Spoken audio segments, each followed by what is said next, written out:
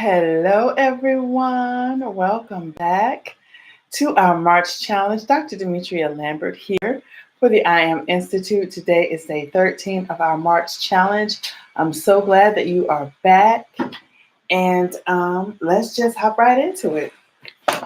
Oh, you know what? Let me plug up my microphone for my YouTubers that you can hear well. Let me stick that on real fast. All right, there we go. Okay, so I trust that everyone is jumping rope. Someone told me today, gosh, jumping rope is harder than I remember. Yes, jumping rope is a task, but you can do it. And that is the whole purpose of this challenge, to provide yourself with a level of success to serve as a catalyst in other areas of your life. So if you can jump rope just a few minutes every day and add to that time, you will be amazed at what else you can accomplish. So yes, jumping rope is difficult, but you can do it. I believe in you and I'm proud of you for starting. Okay, so let's hop into chapter 13. Again, it's a continuation of chapter 11 and 12. And it just talks about the wise and the foolish, and they're contrasted here. So the verses that I wanted to really bring focus to are chapter 13, verse 3. He that keepeth his mouth keepeth his life, but he that openeth wide his lips shall have destruction. Again, same thing was said in chapter 12. Um, so many times we could keep ourselves from trouble just by keeping our mouth closed. We don't have to utter everything that comes to our minds. Sometimes it's just better just to be quiet. Verse 11, wealth gotten by vanity shall be diminished, but he that gathereth by labor shall increase. And when you are just trying to be greedy and you're trying to obtain wealth just because you're greedy, a lot of times, if it comes quickly, it will leave quickly. But again, if you work hard and you put effort into your labor and you take pride in your work and the quality of your work, that will last. 12, hope deferred maketh the heart sick, but when the desire comes, it is a tree of life. So yeah, hope deferred is depressing. When you hope for something for so long and you don't get it, or you see yourself being passed up, or you see other people that are more qualified and they get things that you feel like you deserve. This morning on the radio, I heard this guy who was made an offer at work, but their boss accidentally sent him everyone's pay increase offer. He had been there the longest, and he actually trained all the other salespeople that were in that region, and he was being offered the lowest amount. He was the lowest paid of all of them. So that can really be hurtful. But a lot of times we have to realize that eventually we will get what it is that we need. I've often had opportunities pass me by that I thought I really, really wanted. I felt like I deserved, and I didn't get them.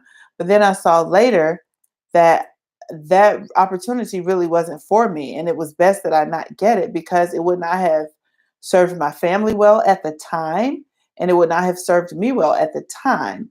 I may be in a better position to take advantage of the opportunity now. However, at the time, it was not the best for me. Verse 18, poverty and shame shall be to him that refuses instruction, but he that regards reproof shall be honored. If you just don't listen to wisdom, um, you just make poor decisions. You make poor decisions, and a lot of times those poor decisions will affect your finances, and you don't want to put yourself or your family in a position that causes them to struggle just because you chose to make a poor decision, because you didn't listen to wisdom. Um, he that walketh with the wise men shall be wise, but a companion of fools shall be destroyed. Birds of a feather not only flock together, but they fly to the same destination. If you hang around with foolish people, you end up making foolish decisions. People oftentimes, oh, so-and-so got in trouble because they were at the wrong place at the wrong time. Well, oftentimes they were with the wrong people. I noticed something as well. in my journey for health, when you hang around people who are unhealthy, you eventually become unhealthy because you end up eating the things that they eat. When I won't say what school it was, but when I went off to college and I went to this particular school, everybody there was running, biking, just doing a lot of healthy things. And I began to do those things and I got in great shape. And then I went to another school where nobody was running or biking or exercising or anything. People were just eating. And I began to do the same things. When you hang around people with bad habits, you pick up those bad habits. Um, Verse 22, a good man leaves an inheritance to his children's children, and the wealth of the sinner is laid up for the just. A responsible, wise person um, leaves an inheritance to his children's children, not just in monetary form, but a legacy, a life of teaching, a life of honor, a life of service, a life that shows how to serve others, live with others, honor your elderly, and do things that are important to living a safe and wealthy and productive life, not just in riches, but in values. That is an inheritance because even if you don't have money to leave to your children, you can show them how to respect others. You can show them how to get along with others, how to be successful on their job. You can show them that. That is a legacy worth leaving. And so, if you are wise, that is something you will do, even if you don't have the finances to leave your children. So, again, just contrasting the wise and the foolish and making sure that we're making wise decisions daily.